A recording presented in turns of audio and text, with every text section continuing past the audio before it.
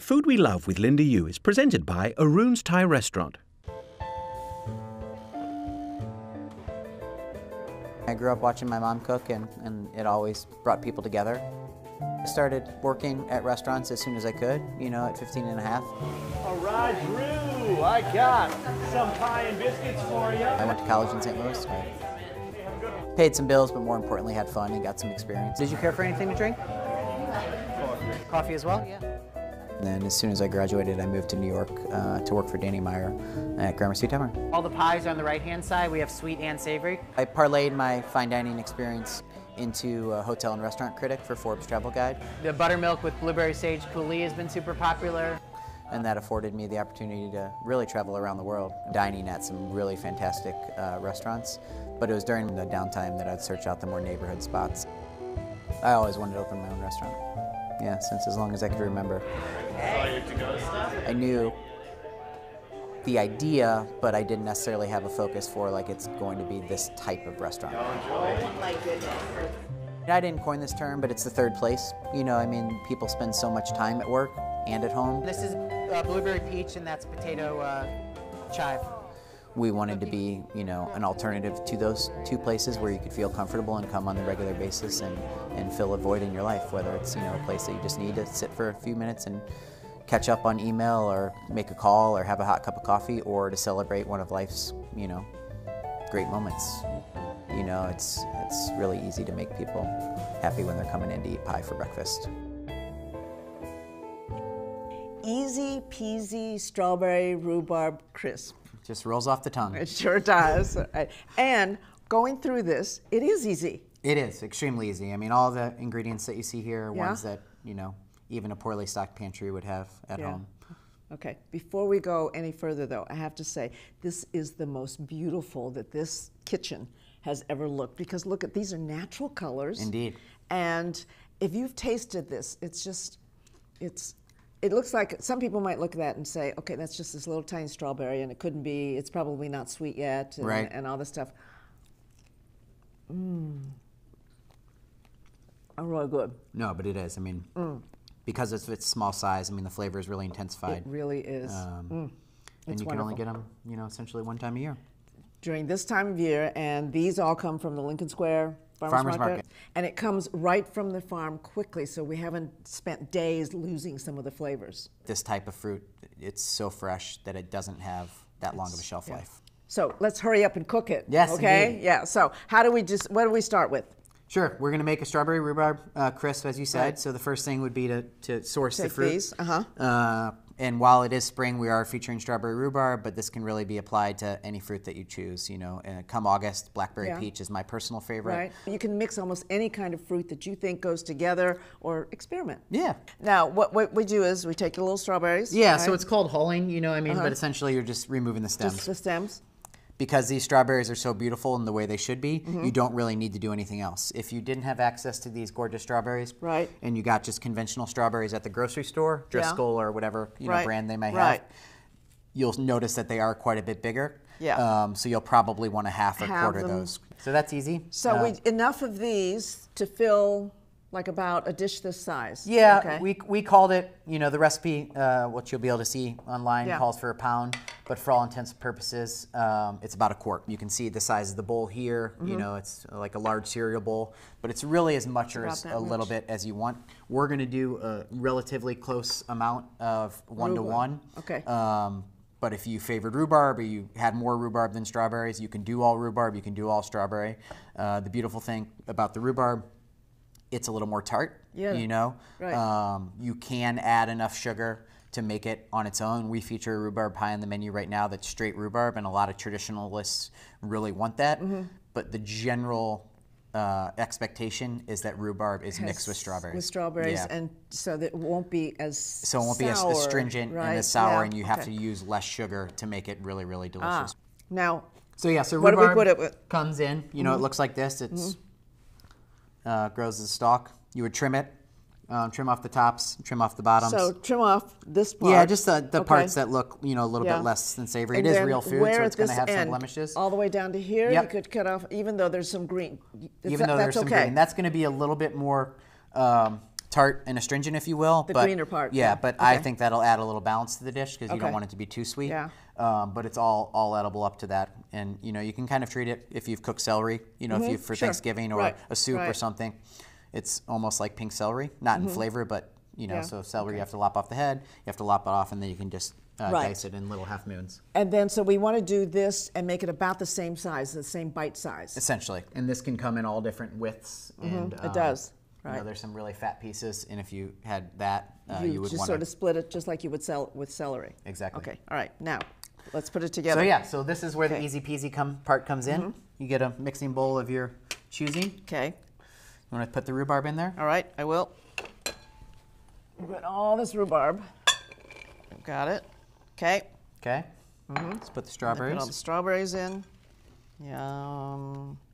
I would use my hands if you want to use a spoon, just kind of like combine it a little bit. And just get it all mixed together. Yeah, I really like to get in there and feel it, but that's like equally, and that's good. You just have to mix it just a Mix little it bit. enough. Okay.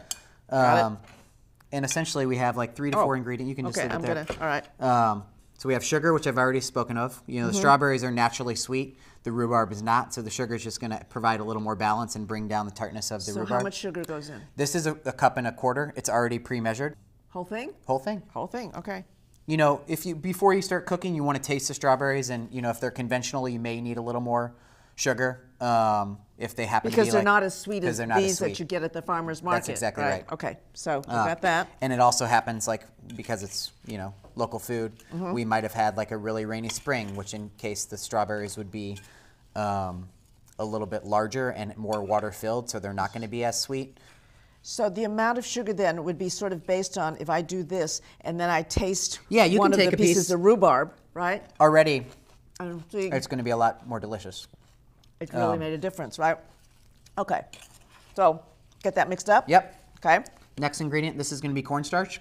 All of it? Yep. Oh, okay. That's a quarter cup. And what that's going to do, that's It going to provide really a thickener. thickens. Yeah, so, I mean, this are really juicy strawberries. And then, the rhubarb has, a natural water content. So that's going to release a lot of water when it's warmed. It provides no taste profile. If, No, you, it just if you did not thickens. have Yeah. cornstarch, it would still be really, really delicious tasting. But that'll be a little bit more firm. And then So next thing is Mm-hmm. we're using freshly squeezed orange juice. You could just as easily use lime juice or lemon juice, but that really provides just a little citrus undertone. So we're just going to do 2 teaspoons. oh, not too much. Not too right? much, but just Okay. like a little kind of like a little something extra that when you taste it, you almost don't notice it, but it kind of But brightens it's the there, flavor. right? It's really there. Okay, so mix that up. Yep, and same thing with the vanilla. Use real vanilla, please. I know it's more expensive, but it really does make a difference. Because you really taste You the really vanilla. taste it. Yeah. I mean, it just is like, and then you can just kind of do. Okay. The recipe I gave you calls for 1 teaspoon. We're going to throw an extra in there because Okay. who doesn't love a We put little vanilla on there? That's true, right? Okay. Mix it all up. And then the once last we've thing, done that, yeah. just a tiny little pinch of salt, Okay. just to kind of accentuate all those flavors to really, You know, you could eat it this way, right? Yeah, over yogurt. You could just throw that in a pan and saute it and serve it over vanilla ice cream. So as you can see, that took us, Yeah. what, 2 minutes? Less Easy than? peasy, like you said. Okay. Then? So then you get the pan of your choosing. Uh-huh. I like cast iron for its rusticity and its beauty because you can go straight from, That. the oven to the table and not have to worry about it. Okay. We're probably not going to put it all in, so just kind of use, I can help you Okay, here. you get the sorry. spoon. Yeah, so you just want to like, Enough to cover. enough to cover, and it may all fit, but it will, I think it boil. might, yeah. All right, Okay. let's do it all then. Yeah. Ooh. Oh yeah. Okay. Ooh. Yum. And not to worry, you can see there's a little bit of sugar still in the bowl. There's a little bit of sugar here. It's all gonna meld together, and it's not a precise dessert, so it's gonna come together and be delicious regardless.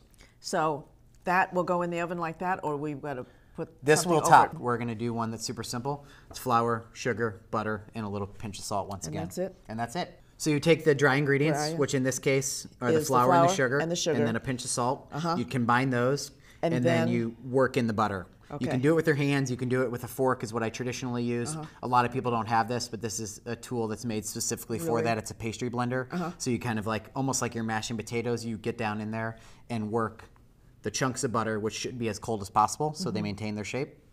and they're easier to slice into it. And at that point, you really want it to get like almost like coarse cornmeal. So I would, you know, yeah, put it on there. Okay. And just like that, right? Yeah. And then know do that you wanna there's make about sure- 3 inches, you know, of fruit filling, which is gonna, you know, sink down. So I would err on the side of having a little bit more crumble than you think you need, because I really because like the it's going crumble. to go down right Yep. there. Okay. Having said that, if you wanted a little bit lighter and a little, you know, healthier, you could err on the side of just having the crumble be Oh, more of a let's garnish. go for it. All right, let's go for Let's it. go for it, right? Okay. And then go all the way to the All the edge, way and out. that'll be like the, you know, the really beautiful pieces because they'll get super caramelized. And then just use it all up, Sure. huh, and get it all the way out here. I've never thought about baking because baking always seemed to me that it had to be very, very precise. Sure. But I like this because you call it easy peasy. It is. And it's like I said, you can. Okay.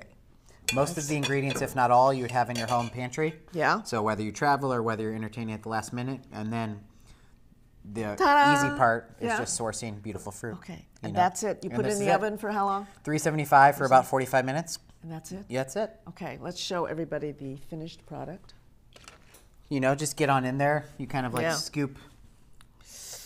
Ooh. No, this is all mine, so I'm not going All to right. cut any of it. Fair right? enough. Kidding. Ooh, How is it? yummy. Good. It is really, really yummy. Oh, you can find the recipe for easy peasy strawberry rhubarb crisp on our website. It's suntimes.com, and you can enjoy this or later on in the season with any other kind of fruit. And Yeah, that'll- peach blackberry, yeah. like I said, is one that comes together really beautifully and is extremely elegant later in the season. And that'll be easy peasy as well, too. Enjoy. We'll see you next time. For details on this recipe and more, go to suntimes.com.